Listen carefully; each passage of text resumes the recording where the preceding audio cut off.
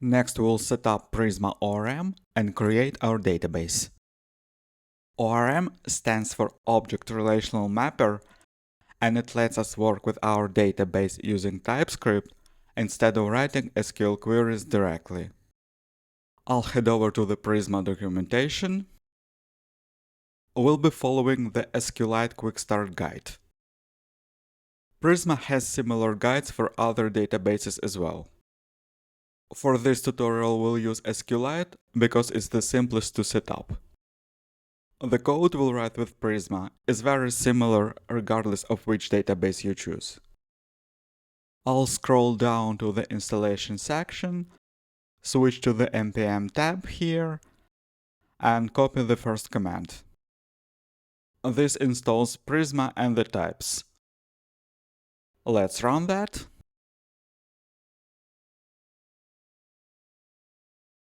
Once that's done, I'll grab the second command. This installs Prisma client, the SQLite adapter, and .env for loading environment variables. Let's run that as well. Now back in the docs, I'll scroll down to the Prisma initialization step and grab the command that creates our Prisma schema. And we'll run it in the terminal.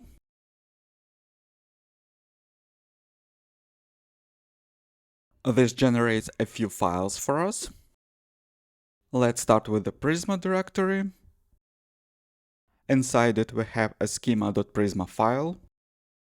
This is where Prisma keeps our database configuration and models. Right now, you can see we're using SQLite as the database provider, and later on, we'll add our models here as well. You may also notice I have syntax highlighting for this file.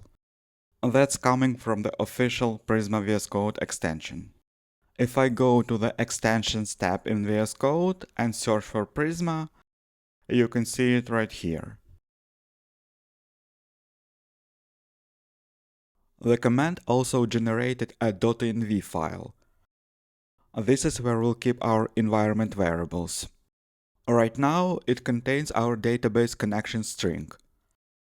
In this case, it's pointing to a local SQLite database file called dev.db. Normally, .env files shouldn't be committed to Git, so let's add .env to gitignore. We also have a prisma.config.ts file. This is where Prisma keeps its configuration. You can see it's pointing to our schema file, migrations directory, and database URL. There's also a TypeScript error here. To fix it, I'll add an exclamation mark after process.env database URL. Now let's define our models. Back in the docs, I'll scroll down to the Define Your Data Model section. We can see they provide an example with users and posts, where a user can have multiple posts, and each post belongs to a specific user. In our app, we'll have contacts instead of posts, but the relationship is exactly the same. A user can have many contacts, and each contact belongs to a single user. I'll copy the models from the example into our schema.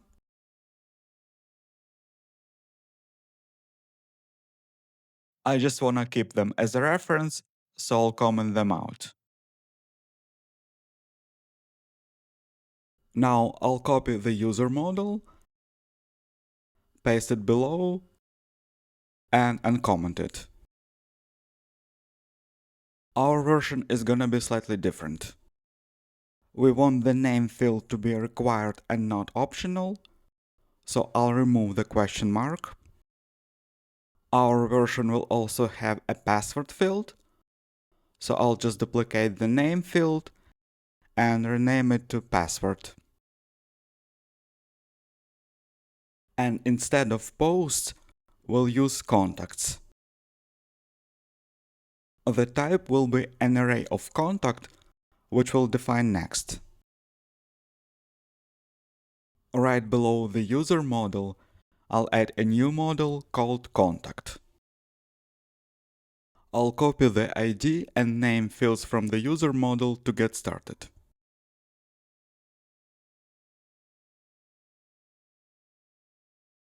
And once I save, Prisma automatically adds the relation fields for us.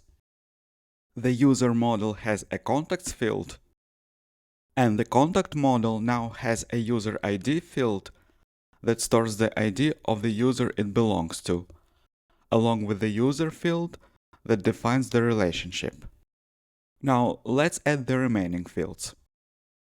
Instead of a single name field, a contact will have first name and last name. We'll also add an email. Unlike the user's email, this one doesn't need to be unique. Then we'll add a phone field. This will be optional, so I'll add a question mark after the type.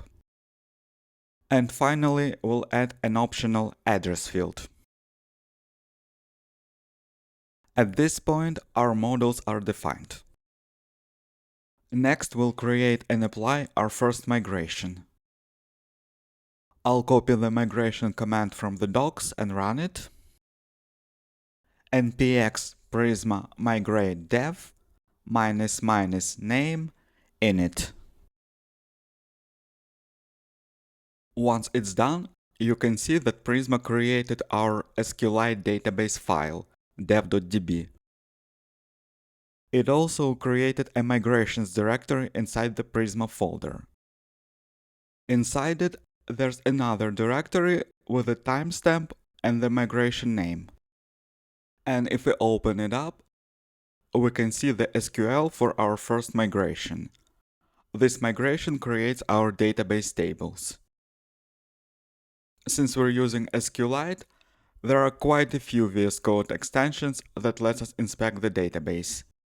Prisma also provides a tool called Prisma Studio that lets us manage our database. We'll take a look at that in a moment. Let's go to the Extensions tab and search for SQLite. The extension I'm using here is called SQLite Viewer. With that, I can open the database file directly in VS Code.